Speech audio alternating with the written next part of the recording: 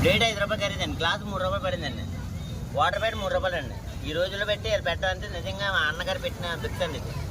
మీరు లేబర్ ఉంటారు, ఏదో కూలి పనికి వెళ్తున్నాం, ఒక పూట ఉండదు. ఆయన వచ్చాక అంతా బాగుపడుతుంది. మనం వెళ్ళాలండి.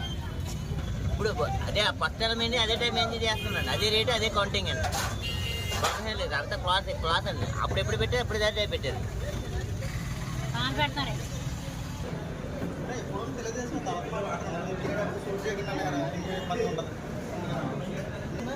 ఎప్పుడు తెలియజేస్తున్నారు అప్పుడు అడుగు ఓటేసి బాధపడతామండి సార్.